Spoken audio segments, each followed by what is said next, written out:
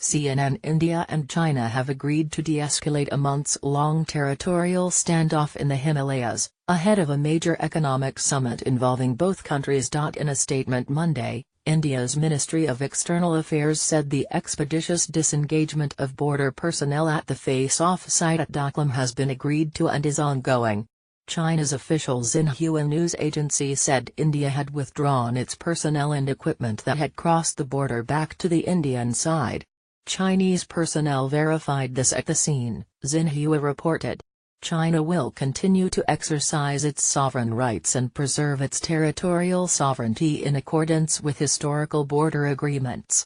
Indian Prime Minister Narendra Modi and Chinese President Xi Jinping are expected to meet at the BRICS summit, alongside leaders from Brazil, Russia and South Africa, in the southern Chinese city of Xiamen later this week. The standoff between India and China, the two largest BRICS economies, comes as Beijing seeks to expand the five-nation grouping to include other emerging nations, many of which are seen as sympathetic to China's interests, according to Sudhyendra Kulkarni, chairman of the Observer Research Foundation Mumbai. But the quick de-escalation of the situation ahead of the summit shows that Modi has withstood Chinese pressure and forced Beijing to back down, said Manoj Joshi, a fellow at the Observer Research Foundation in Delhi. The summit will provide a good opportunity to solve the two sides' differences, he said, provided the two sides understand that the time for posturing is over and diplomacy should be allowed to work.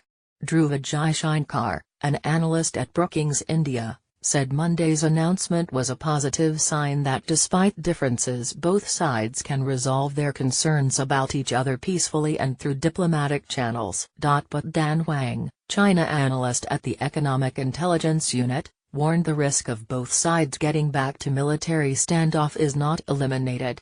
We are likely to see more spats and conflicts between China and India, he said, adding that while outright conflict was unlikely, both countries may seek to punish each other economically by placing restrictions on Chinese and Indian firms accessing their respective markets. The Doklam dispute began in July, over a thin strip of land bordering both countries and Bhutan, in the Himalayas.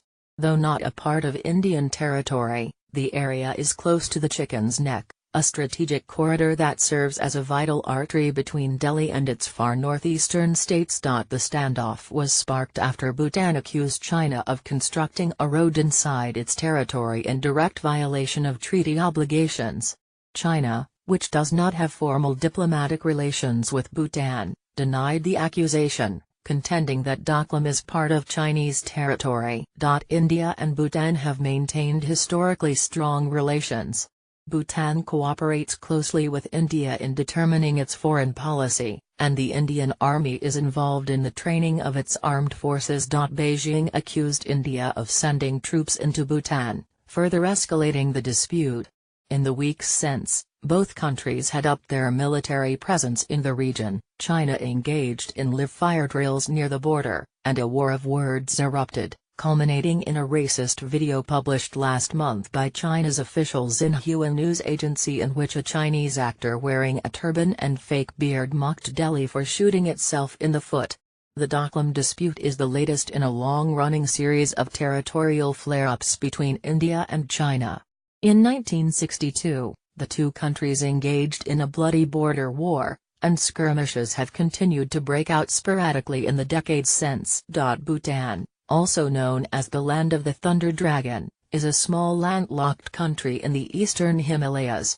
It lies on the border between India and China. With a population of less than 1 million people, it is the second least populated country in Asia. The country is officially a Buddhist kingdom, with the king of Bhutan Jigme Namgyal Wangchuk as its head of state in a constitutional monarchy. Bhutan is popular for being an exotic luxury holiday destination, with most tourists paying a flat rate of between $200 to $250 per day to experience its untouched natural beauty. On June 26, China accused Indian border guards in the state of Sikkim of crossing into its territory in southwestern Tibet, in an attempt to obstruct the construction of a new mountain road. India has not denied its troops were present in the area. According to a statement released by the Indian Ministry of Foreign Affairs, Indian personnel approached the Chinese construction party and urged them to desist from changing the status quo.